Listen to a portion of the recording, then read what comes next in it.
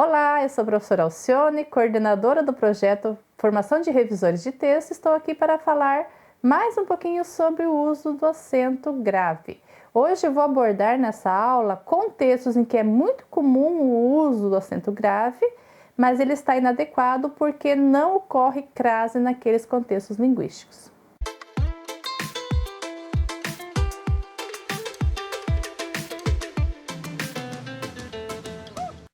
Muito bem, então vamos ver alguns casos que a gente não deve usar o acento grave, para não errarmos mais. Então, não ocorre crase antes de substantivos masculinos, de forma geral. Claro que casos específicos, como por exemplo a moda de, fiz esse bife a Márcio Gomes, por exemplo. Do jeito dele, a moda de, aí tudo bem. Mas de forma geral, nós não podemos colocar o acento grave antes de substantivo masculino. Por quê? Porque não ocorre o artigo a, apenas a preposição. Se tivéssemos algum artigo, como o programa é um substantivo masculino, nós teríamos ao programa. Ou seja, apenas preposição, nós não temos o acento grave. Também outro exemplo, Bárbara vai a evento. A mesma coisa, só tem preposição. Se tivéssemos um artigo, seria um masculino, seria ao evento. Outra situação em que é apenas preposição, sujeito a guincho.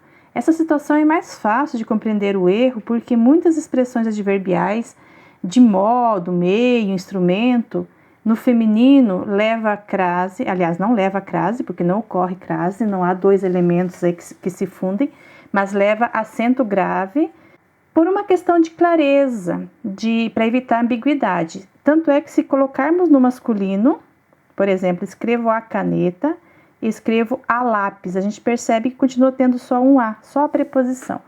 Mas de qualquer maneira, antes de palavra masculina, nunca vai ter nessas construções adverbiais também. Não ocorre crase antes de numeral cardinal, por exemplo, atenção, obras a 200 metros.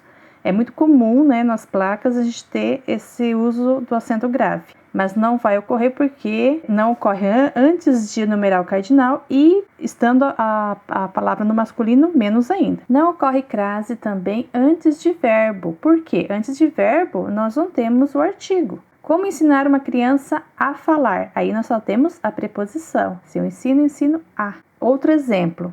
Somos levados a entender. Aí, neste caso, também somos levados a quê?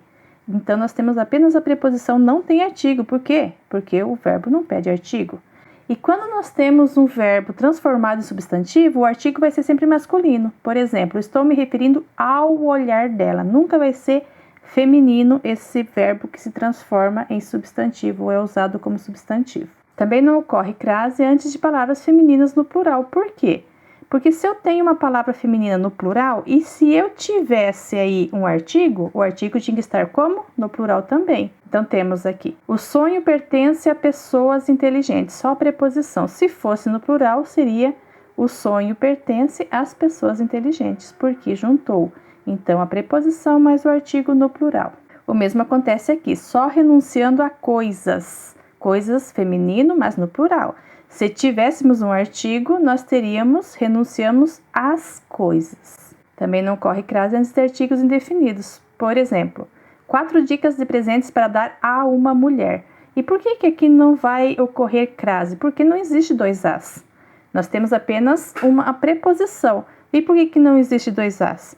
Porque não poderia ter um artigo co-ocorrendo com uma que também é artigo. Por que o autor do texto compara a escola a uma fábrica? Mesma coisa. Não poderíamos ter aí o artigo definido, co-ocorrendo com o artigo indefinido. Então, essa regra de que não ocorre crase antes do artigo indefinido, independe se esse artigo indefinido é feminino ou masculino, não ocorre de qualquer maneira. Apenas a preposição. Também não ocorre crase antes de palavras repetidas. Por exemplo, não se sabe o que é ficar de cara a cara com a morte.